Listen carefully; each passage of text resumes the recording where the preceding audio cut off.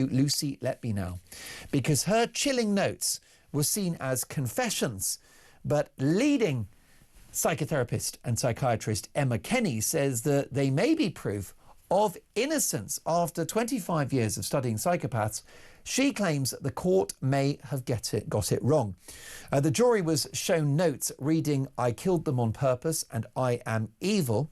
Prosecutors presented this as a smoking gun example of evidence, but Kenny says that thousands of patients write similar dark thoughts and suggests it could be emotional venting, not a literal confession, and claims the defence team failed to explain the psychology properly. Well, who better to cast some light on this than clinical psychologist Dr. Damian Wilde. Dr. Wilde, welcome to Talk.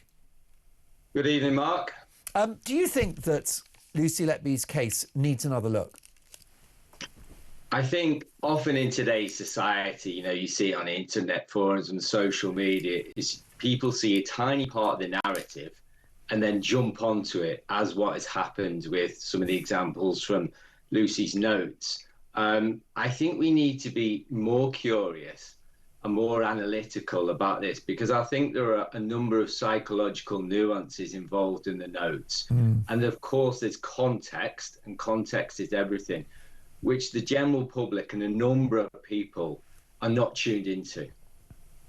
Most definitely. And what do you think about this idea that Lucy Letby may have simply been venting and going through some kind of emotional process when she wrote these notes? Well, I was having a reflective think this afternoon about these notes, and as I was jotting some notes down on a pad, I just wrote I drew an arrow and I wrote down trauma reactions. Okay? Because let's not forget what she was going through in terms of she's lost a job. She's being accused of the most horrendous crimes. Her life has been completely and utterly ripped apart. So she's going through a serious, complex trauma, or would have been extremely distressed. And often when people are in such a state, their thoughts can be dark, negative. I think she was probably carrying around in her head a lot of deep, dark thoughts, some really complex feelings, and she's trying to make sense of it all.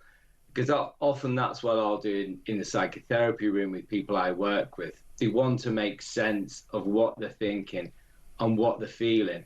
And often people can express themselves in different ways. People can do it verbally in the therapy room. People can do it through drawing, art means, music. And some people will write things down, as was suggested to Lucy by her therapist at the time. But I also think we shouldn't just tune into some of the, lines from the notes which the media sprung upon, which was things like, "I killed them." There's also a lot of other lines in the notes, things like, "I'm not good enough." "How can life be this way?" Things like that. So I think it's important. A lot of those other kind of words which she's written point to someone who's maybe highly self-critical, negative about herself, and perhaps as well, and we don't know, we can't say whether she is innocent or guilty until that's looked at by the review board, but perhaps carrying some guilt around that she wasn't there for the babies that she was supposed to care for. So I think there's a plethora of complex emotions at play. And of course, when someone's experiencing something like that, they have to express themselves in some way. And with Lucy, she's written some of that down. So I think I agree with some of the points made in Emma's article, yes. Is it possible to be under so much pressure that you begin to question your own innocence under those circumstances? I think psychologically, she would have felt under threat. She would have felt attacked. People in work didn't believe her. Suddenly the police, the courts are becoming involved. She's, involved in this huge kind of legal process which is going on. So I think her mind would have been jumping to all kinds of different kinds of thoughts. So absolutely, yes. She might have started to think, well, okay, I've been accused of these crimes, babies did die. Maybe it was my fault. You know, often in the therapy room, I see people who often carry shame and guilt around people that they were close to that died, and will often say to me in the therapy room, it was my fault. It was my fault that they died. Yeah. And of course it wasn't, but it's often when someone is in such a distressed state, right, they will think in a negative way. The brain thinks in a very, very negative, dark way when someone is in a deep trauma and in such an emotional and psychological state. In a very similar way to the mentality, the psychology of a victim blaming themselves for the crime visited upon them. Is that a similar sort of manifestation, a similar syndrome? Yeah, it can be similar in that sense, because I do a lot of work with children and adults who've experienced childhood sexual abuse, and often at the start of therapy, they carry such shame and such guilt. They will often say things like, it was my fault, I deserved it, right?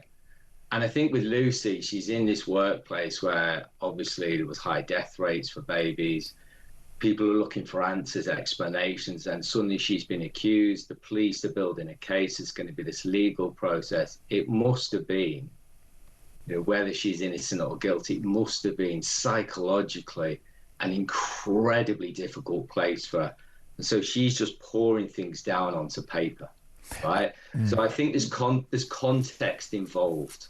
Is revisiting... There's nuances at play. No, I hear you, Dr. Wilde. I mean, is revisiting this case and even having this conversation offensive to the families of the victims, do you think?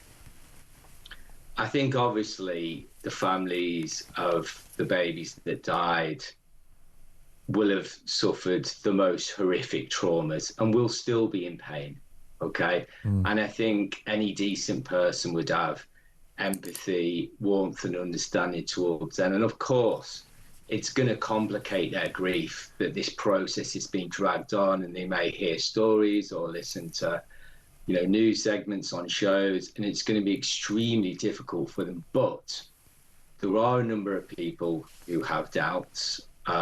Lucy's legal team have put together a case, as we know.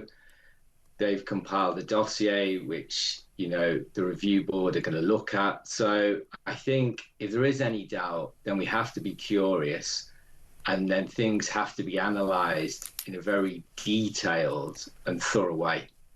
Damian, a privilege to have you on the show. My thanks to Dr. Damian Wilde, clinical psychologist.